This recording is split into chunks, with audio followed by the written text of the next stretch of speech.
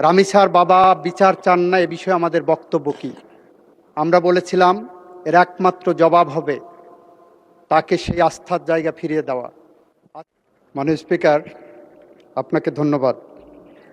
মাননীয় স্পিকার, আপনার মাধ্যমে বাংলাদেশের সম্প্রতি ঘটে যাওয়া একটি অত্যন্ত হৃদয় বিদারক ঘটনার বিচার সম্পর্কে আপনার মাধ্যমে এই জাতীয় সংসদকে, এই মহান সংসদকে এবং গোটা জাতিকে আমরা অবহিত করতে চাই। মাননীয় স্পিকার, মাননীয় স্পিকার, গত 19শে মে ঢাকা শহরের পল্লবী এলাকায় একটি অত্যন্ত নৃশংস ঘটনা ঘটেছিল, আপনারা সবাই দেখেছেন। সে নৃশংস ঘটনায় 8 বছরের শিশু রামিসা ধর্ষণ এবং হত্যাকাণ্ডের শিকার হয়। এই ঘটনার 7 ঘন্টার মধ্যে আমাদের পুলিশ বাহিনী 2 জন মূল আসামিকে গ্রেপ্তার করতে সক্ষম হয়। সরকারের পক্ষ থেকে তাৎক্ষণিক পদক্ষেপ নেওয়া হয়। মাননীয় প্রধানমন্ত্রী নিজে, মাননীয় স্বরাষ্ট্রমন্ত্রী সহ, এবং সেখানে সেই টিমে আমিও ছিলাম, আমরা ভিকটিমের পরিবারের সাথে দেখা করি। ওই দিন ভিকটিমের বাবার একটি আহাজারি ছিল যে উনি বিচার চান না, কারণ এদেশে এই ধরনের ঘটনার বিচার হবে না। আমরা আশ্বস্ত করেছিলাম, মাননীয় প্রধানমন্ত্রী আশ্বস্ত করেছিলেন এই ঘটনার আমরা বিচার করতে বদ্ধপরিকর।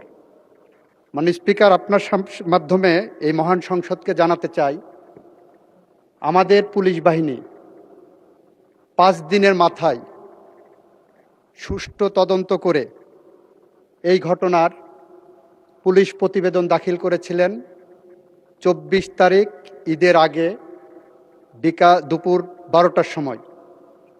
24 তারিখ দুপুর 4টের মধ্যে সেই চার্জশিট আমরা সিএমএম কোর্ট থেকে সংশ্লিষ্ট ট্রাইব্যুনালে নিয়ে যায়। মাননীয় স্পিকার, মাননীয় স্পিকার, আমাদের সামনে একটা শঙ্কা ছিল, সেটা হলো বাংলাদেশের সমস্ত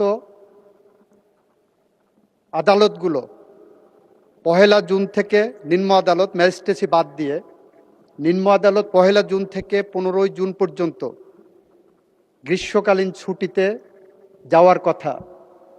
আমাদের মাননীয় প্রধান বিচারপতিকে আমরা অনুরোধ করার পরে বাংলাদেশের সকল শিশুর প্রতি সহিংসতামূলক যে ট্রাইব্যুনালগুলো গঠন করা হয়েছে, আমরা গত সংসদে আইন পাশ করেছি, সেই ট্রাইব্যুনালগুলোকে আমরা ছুটির আওতা বহির্ভূত রাখতে সক্ষম হই। 24 তারিখে চার্জশিট পাওয়ার পরপরই আমরা যখন দেখেছি যে আসামি পক্ষ কোনো আইনজীবী দেয়নি, তাদের বিচার প্রক্রিয়াকে প্রশ্নবিদ্ধ করার অন্যতম একটা প্রক্রিয়া ছিল, আমরা আইনের বিধান মেনে রাষ্ট্রপক্ষ থেকে 24 তারিখেই আমরা আসামিকে একটি স্টেট ডিফেন্স লয়ার দিতে সক্ষম হই। মাননীয় স্পিকার, 24 তারিখে ট্রাইব্যুনাল বসে 1 জুন, যেদিন প্রথম কোর্ট আদালত খুললেন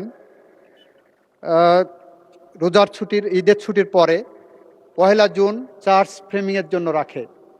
1 জুন যথারীতি এই মামলার অভিযোগ গঠন করা হয়। 2 জুনে এই মামলার 16 জন সাক্ষীর সাক্ষ্য সমাপ্ত করা হয়, গ্রহণ করা হয়। 3 জুনে এই মামলায় আসামি পক্ষ কোনো সাক্ষী দিতে চান কিনা সেই ধরনের একটি দিন ধার্য রাখা হয়। 4 জুনে যুক্তিতর্কের জন্য উপস্থাপন দিন ধার্য করা হয়। 5 and 6 জুন শুক্র শনি থাকাতে 7 জুন আজকে ছিল, আজকে রায়ের জন্য দিন ধার্য ছিল এবং রায় যথারীতি ঘোষিত হয়েছে।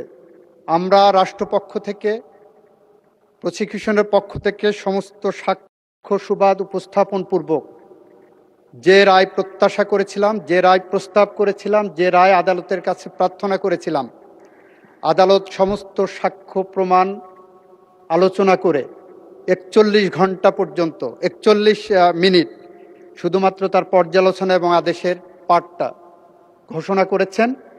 এবং আমরা আনন্দের সাথে জানাচ্ছি যে আমরা রামিসা হত্যাকাণ্ডের সাথে জড়িত 2 জন আসামি মূল আসামি সোহেল এবং তার সহযোগী তার স্ত্রী তাকে আদালতের মাধ্যমে মৃত্যুদণ্ডের রায় পেয়েছি।